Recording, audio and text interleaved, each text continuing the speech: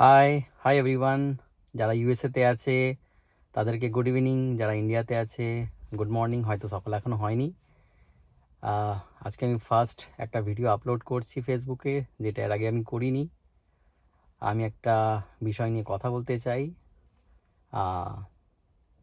অনেক দিন ধরেই ভাবছি, কিন্তু ভাবলাম যে না, একটা আপলোড করে দিই ফেসবুকে। এখন সবাই তো করছে, আমিও করে দিই।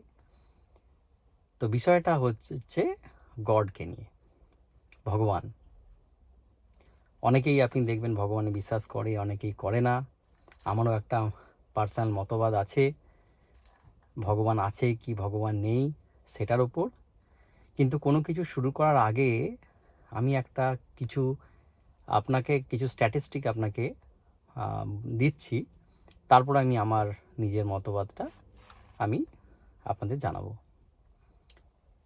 ভগবান সম্পর্কে, ভগবান আছে কি নেই সেই নিয়ে অনেকেরই পার্সোনাল ভিউ আছে। অনেক মহান মহান ব্যক্তিত্ব, যেমন অ্যালবার্ট আইনস্টাইন, তিনি কখনোই ভগবানের উপর বিশ্বাস করতেন না। তিনি বিশ্বাস করতেন স্পোনেজা গড, মানে প্রকৃতি হচ্ছে ঈশ্বর, প্রকৃতি হচ্ছে গড। কিন্তু অ্যাজ সাচ আমরা যেরকম গডকে ভেবে এসেছি, গডকে পুজো করি, প্রেয়ার করি, সেরকম ভগবানকে আইনস্টাইন বিশ্বাস করতেন না। উনি ধর্মকেও বিশ্বাস করতেন না, ভগবানকেও বিশ্বাস উনি করতেন না, যেরকমভাবে আমরা বিশ্বাস করি সাধারণ মানুষ। আর একটা উদাহরণ হলো, আপনাকে বলি, সেটা হচ্ছে সত্যজিৎ রায়। তিনিও ধর্ম বিশ্বাস করতেন না। তিনি বৈজ্ঞানিক চিন্তাধারার ওপর গভীরভাবে বিশ্বাস করতেন এবং তিনি ধর্ম বিশ্বাস করতেন না। হ্যাঁ, আপনি বলবেন যে দেবী সিনেমাটা করেছেন। হ্যাঁ, দেবী সিনেমাটা করেছেন, ওটা ইন্ডিয়ান যে কালচার, যে মানুষের পার্সোনাল ফিলিংস, সেগুলোকে নিয়ে হয়তো সিনেমাটা তুলে ধরেছেন। কিন্তু পার্সোনালি তিনি ধর্মকে কোনো বিশ্বাস করতেন না। আর আপনি জানেন ধর্ম মানেই হচ্ছে, তো বেসটাও তো গড বা ভগবানই। তো ধর্ম বিশ্বাস না করা মানে হচ্ছে ভগবানকেও বিশ্বাস না করা। উনি অতটা লাউড ছিলেন না, কিন্তু এটা সত্যি, তিনি ধর্মকে বিশ্বাস করতেন না। তারপরে আপনি ফেমাস সায়েন্টিস্ট স্টিফেন হকিংসেরও নাম শুনে থাকবেন। তিনি একটা বইও লিখেছেন যে কেন ভগবান নেই, কি কারণ। সেগুলো আপনি ইচ্ছা করলে পড়ে দেখতে পারেন, কিন্তু আমি পড়ে দেখিনি। আমি জাস্ট সারাংশটা জেনে নিয়েছি, সামাইটা জেনে নিয়েছি কেন তিনি বলেছেন যে ভগবান নেই। হ্যাঁ, তো আপনি দেখলেন যে বিশেষ মহান বড় বড় সব ব্যক্তিত্ব ভগবানের উপর বিশ্বাস তারা কখনোই মানে অনেকেই করে না। আমিও করি না বেসিক্যালি।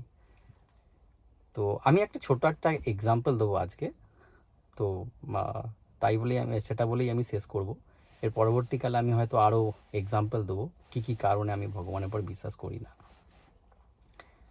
তো আপনি যদি ইউনিভার্স ক্রিয়েশনটার হিস্ট্রি আপনি যদি দেখেন, আমাদের ইউনিভার্স হচ্ছে 13.8 বিলিয়নস মোটামুটি পুরনো। এবং আপনি যদি বলেন আমাদের পৃথিবীর বয়স কত, মোটামুটি ধরে রাখুন 5 বিলিয়ন ইয়ার্স। আচ্ছা, পৃথিবীতে প্রাণের সৃষ্টি হয়েছে কতদিন আগে? মোটামুটি মানে ব্যাকটেরিয়া ভাইরাস লেভেলে আপনি ধরে রাখতে পারেন 4.5 বিলিয়ন ইয়ার্স আগেও। আর যে মানব সভ্যতার সৃষ্টি কবে হয়েছিল? মোটামুটি আপনি ধরে রাখুন আজ থেকে 10,000 বছর আগে। ঠিক আছে? এরপর আপনি ভাবুন 13.8 বিলিয়ন ইয়ার্সের আগে ইউনিভার্সের সৃষ্টি হয়েছিল, তার বহু কাল পরে মানব সভ্যতার জন্ম হয়। এবং আমরা এখন, মানে অতদিন পর আমরা এখন ভাবছি যে ভগবান আছে। হ্যাঁ, সব জায়গাতে এখন তো অনেকজনই বিশ্বাস করেন যে সব জায়গাতেই ভগবান আছে। ভগবানকে দেখা যায় না, ভগবানকে হচ্ছে আপনাকে ফিল করতে হয়। তো আমি ছোটোবেলা থেকেই কোনোদিনও ভগবান ফিল করিনি, আর আমি আজ পর্যন্ত কোনো প্রমাণও পাইনি। আমি মনে করি এই সমস্ত চিন্তাভাবনাটা হচ্ছে প্রত্যেকের পার্সোনাল ব্যাপার। আপনি রাখতেও পারেন, না রাখতেও পারেন, কিন্তু আজকের ডেটে এখনও পর্যন্ত কিন্তু কেউ প্রুভ করতে পারেনি যে ভগবান আছে। সবটাই কিন্তু আপনার চিন্তাভাবনার ব্যাপার। হ্যাঁ, তো আমি যেটা বলছিলাম যে, তো আপনি একটু ভেবে দেখুন মহাবিশ্বের সৃষ্টি হয়েছিল, শুরু হয়েছিল বিগ ব্যাং দিয়ে, সেটা হচ্ছে 13.8 বিলিয়ন ইয়ার্স অ্যাগো, এবং তার কিন্তু প্রমাণ আছে। এখন যে আমাদের রিসেন্টলি জেমস ওয়েব টেলিস্কোপটা পাঠানো হয়েছে, মোটামুটি 2 বছর আগে পাঠানো হয়েছে আমেরিকা, আরও বিভিন্ন কান্ট্রির প্রত্যেকেই মানে টাকা ইনভেস্ট করেছে, টোটাল বেশ ভালোই খরচা হয়েছে, আমার এক্স্যাক্ট অ্যামাউন্টটা মনে নেই। তো ওই জেমস ওয়েব টেলিস্কোপের থ্রু দিয়ে আমরা 13.8 বিলিয়ন ইয়ার্স আগে এক্স্যাক্টলি কী হয়েছিল তার ছবিগুলো আমরা দেখতে পাই, কিভাবে আমাদের গ্যালাক্সি ফর্মেশন ক্রিয়েশন হয়েছিল সেগুলো আমরা দেখতে পাই।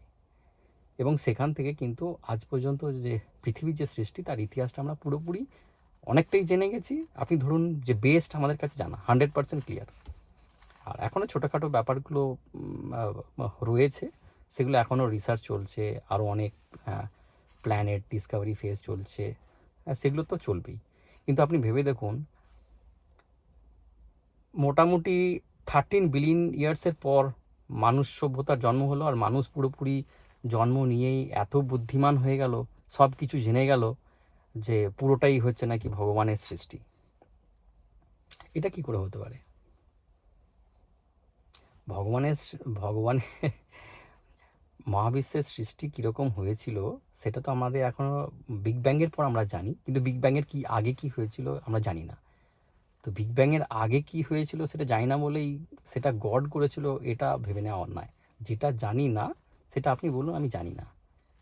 এখনও আমরা হয়তো ভবিষ্যতে আরও সায়েন্টিফিক ইনস্ট্রুমেন্ট কিছু আবিষ্কার করব, হয়তো সেগুলো আমাদের সাহায্য করবে বুঝতে যে বিগ ব্যাংয়ের আগেও কী হয়েছিল।